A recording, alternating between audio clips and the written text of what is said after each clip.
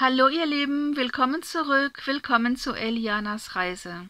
Im letzten Kapitel hat Eliana eine Nachricht bekommen mit einem Foto. Auf dem Foto war offensichtlich das Haus der Gemeinschaft, wo ihre Freunde leben. Und sie hat daraufhin Urlaub beantragt, um diese Freunde zu besuchen und hat in den Briefkasten am Haus eine Nachricht eingeworfen, dass sie vorbeikommt.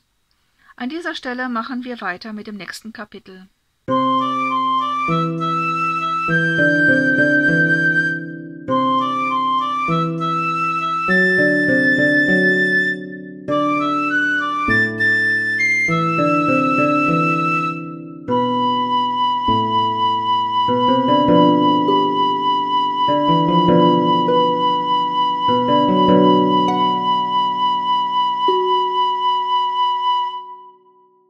20. Kapitel Schachmatt. Ein Tiefdruckgebiet brachte anhaltendes Schmuddelwetter und die ersten Schneeflocken waren auch schon gefallen. Kein Wetter, um mit dem Fahrrad draußen herumzufahren. Eliana und Helvi verbrachten ihre gemeinsame freie Zeit im Saal, wo sie Brettspiele spielten, philosophierten, sich mit einer Tasse Kaffee oder Schokolade aufwärmten und ein Stück Kuchen naschten, wenn es welchen gab. Eliana hatte buntes, glitzerndes Papier bei der Buchhaltung angefordert. Nicht nur wegen der Vorweihnachtsstimmung, sondern auch, um nach Elbix zu schauen. »Wie viel brauchst du?« hatte Elbix gefragt. »So viel du kriegen kannst«, hatte Eliana geantwortet. »Und Klebstoff, 2 Scheren, etwas Goldschnur. Ach, davon kann es auch etwas mehr sein«, hatte sie gemeint. Nun stand sie mit Helvi vor einem großen Karton glitzernden Schätzen. »Was hast du vor?« fragte Helvi. »Ich möchte gern ein wenig weihnachtliche Atmosphäre schaffen«, sagte Eliana. »Wir feiern hier kein Weihnachten«, sagte Helvi etwas irritiert. »Hast du mit Chuck gesprochen?« »Mit Elbix«, sagte Eliana langsam. Helvi lachte. »Du schlaues Mädchen«, sagte sie. »Ja, und mit Chuck auch. Er findet die Idee gut, die Patientenzimmer ein wenig zu dekorieren, denn wir haben oft Patienten, die das Fest sonst zu Hause feiern. Wir sollen es aber nicht übertreiben, und er erwartet selbstverständlich, dass spätestens am 1. Januar alles wieder seine gewohnte Ordnung hat.« So zeigte Eliana Helvi, wie man Weihnachtssterne und bunte Kugeln bastelte, Engelchen und kleine Säckchen, in denen man Leckereien verstecken konnte. Dabei erzählte sie die Weihnachtsgeschichte vom Engel, der Maria die Botschaft überbrachte, von Josef, ihrem loyalen Mann, von der Wohnungsnot in Bethlehem, vom bösen König Herodes und schließlich von der Geburt des Kindes, das in der kalten Nacht nur seine Krippe mit Stroh hatte. Von den Hirten, die der jungen Familie über die erste Not weghalfen, und schließlich von den 3 Weisen, die einen besonderen Stern gefolgt waren, einem Kometen vielleicht oder einer Supernova, und die so das Kind fanden und es reich beschenkten. »Eine rührende Geschichte«, sagte Helvi und befestigte etwas Goldschnur an einem roten Stern. »Und darauf beruht das Christentum?« »Ehrlich gesagt hält man es heute für eine Legende«, sagte Eliana. »Das Christentum stützt sich vor allem auf das, was Jesus die Leute gelehrt hat und darauf, dass er als Märtyrer brutal hingerichtet wurde, danach aber aufgestanden und in den Himmel entrückt worden sein soll.« »Und das glaubst du?« fragte Helvi. Eliana dachte kurz nach. »Ich glaube, dass die Liebe es wert ist, als göttlich betrachtet zu werden, und dass sie Priorität im Leben eines Menschen haben sollte.« Weiter sagte sie, »Jesus hat das auch gesagt. Ein Grund mehr anzuerkennen, dass es wahr ist.« »Es ist wahr«, sagte Helvi. »Manchmal ist es jedoch nicht ganz einfach, sich selbst treu zu bleiben, ohne den Staat zu verärgern.« Eliana überraschten diese Worte.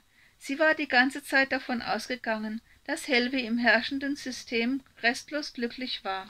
»Man bringt einige Opfer für das gute und bequeme Leben hier«, meinte die Kollegin schließlich. »Aber das wird einem erst später bewusst, und man kann das Rad der Zeit nicht zurückdrehen.« Eliana suchte nach tröstenden Worten. »Du machst eine Arbeit, die viel Leid lindert, die Menschen am Leben erhält, und dabei gibst du jedem deine Liebe und deine Fröhlichkeit. Du bist ein wahrer Sonnenschein, und ich bin froh, in dir eine Freundin gefunden zu haben.« Helvi umarmte Eliana lange und innig. »Ich bin auch froh, dass du hier bist«, sagte sie leise, »aber ich weiß, dass du irgendwann gehen wirst.« Sie löste sich aus der Umarmung und sah Eliana an. »Die Welt ruft dich«, sagte sie dann. »Ich spüre es.« Eliana schwieg. Ja, im Grunde war es ihr klar, dass sie hier nicht ewig bleiben würde, aber sie hatte noch keinerlei Vorstellung, wohin ihre Reise sie noch führen würde. Sie begriff auf einmal, welche tiefe Einsamkeit die Freundin quälen musste, die immer nur gab, die sich täglich verschenkte, und das alles für ein Bett zum Schlafen und gutes Essen.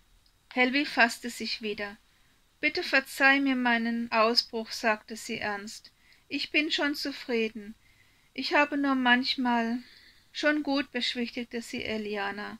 »Ich könnte in der Welt da draußen nicht leben«, sagte Helvi, »und ich möchte nicht, dass jemand denkt, ich sei undankbar.« »Da draußen gibt es auch viel Liebe«, sagte Eliana.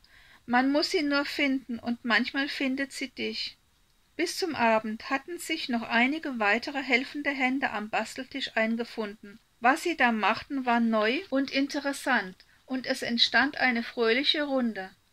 Manche Sterne wurden krumm und schief, so mancher Engel verlor immer wieder seine Flügel, seine Füße, seine Arme und manchmal auch seinen Kopf. Eliana ging irgendwann dazu über, die anderen basteln zu lassen und danach ihre Werke zu stabilisieren. »Wenn wir morgen wieder so fleißig sind«, meinte sie dann und lächelte in die Runde, »können wir übermorgen schon dekorieren.« »Sag Bescheid, wenn du weitere Hilfe brauchst«, bot einer der Pfleger an. Die anderen nickten. »Ja, ich auch. Ja, und ich auch«, hörte Eliana sie sagen. »Am besten jeder nimmt etwas auf seine Station mit zum Verteilen«, meinte Helvi, »und den Rest machen Eliana und ich.« »Klingt nach einem guten Plan«, freute sich Eliana. Sie hatte in der Zwischenzeit von der Küche einzeln verpackte Pralinen bekommen, mit denen sie die Säckchen bestückte. Die gute Organisation zahlte sich aus, und während Helvi mit einem Engel unterwegs zu Chuck war, brachte Eliana einen großen filigranen Stern mit vielen Facetten in die Buchhaltung, damit auch die Roboter dort einen festlichen Hingucker bekamen. Elbix nahm das Werk entgegen und betrachtete es. Er hielt es ins Licht und beobachtete die Reflexionen. »Wunderschön«, sagte er. »Danke, liebe Eliana, dass du an uns gedacht hast.« Eliana errötete vor Freude, dass ihm ihr Stern so gut gefiel. Elbix holte einen Tritthocker und suchte einen geeigneten Platz an der Decke, wo er den Stern an seiner Goldschnur mit einem Reißnagel befestigte. Dort glitzerte und glänzte er und warf seine Lichtreflexe durch den Raum. »Wenn du möchtest«, sagte er dann zu Eliana gewandt, »revanchiere ich mich bei dir. Möchtest du ein schönes neues Kleid? Ein Einrichtungselement für dein Zimmer?« Eliana zögerte. Eigentlich wollte sie nichts dafür, außer vielleicht seine tiefen, nachtblauen Augen wiederzusehen. Sagte sie. Elbix sah sie an und schien mal wieder ihre Gedanken zu lesen. »Oder vielleicht einen recht passablen Schachspieler?«, fragte er dann. »Du spielst Schach?«, fragte Eliana überrascht. Aber wenn der Solbi das konnte, war anzunehmen, dass Elbix dieses Spiel auch beherrschte. »Natürlich«, gab Elbix zurück. »Ich habe nur lange nicht mehr gespielt, seit der alte Morvig weg ist. Wir hatten jedes Wochenende unsere Schachturniere.« Eliana sah ihn staunend an. »Und wer war der Champion?«, fragte sie. »Morvig«, sagte Elbix. »Aber ganz knapp vor mir. Er war ein Genie. Soweit ich gehört habe, soll er jetzt irgendwo in Südamerika untergetaucht sein«, sagte Eliana. »Wahrscheinlich hat er dort eine Arztpraxis«, meinte Elbix. »Das wäre ihm zuzutrauen.« »Südamerika«, sagte Eliana langsam. »Ich kenne das System dort nicht«, meinte Elbix, »aber ich bin ein neugieriger Roboter.« »Südamerika hat mich schon immer gereizt«, gab Eliana zu, »aber ich habe nie zu hoffen gewagt, dass ich einmal dorthin reisen könnte.« »Lass uns mal bei einer Partie Schach vom Reisen träumen«, schlug Elbix vor. Eliana spürte, wie seine Worte, seine Blicke, ja seine ganze Anwesenheit sie wieder in einen Ausnahmezustand versetzten, und sie verabschiedete sich schnell. »Also bis demnächst«, sagte sie und reichte Elbix die Hand. Der ergriff sie, hielt sie einen Moment fest und sah ihr tief in die Augen. »Er ist und bleibt ein Roboter«, sagte sich Eliana. Aber die Überzeugung wollte sich nicht so recht durchsetzen. Schon wollten ihre Knie wieder nachgeben. Und die Erinnerung an ihren ersten Kuss schlich sich heran wie ein Schlingel, der nichts Gutes im Schilde führte. »Ich muß los«, sagte sie hastig. Elbix lächelte. »Schachmatt«, sagte er. Damit sind wir auch schon wieder am Ende des Kapitels angelangt. Vielen Dank fürs Zuhören. Wir sehen uns nächste Woche wieder, das hoffe ich doch sehr. Und bis dahin, lasst euch gut gehen, bleibt gesund und wir sehen uns. Ciao.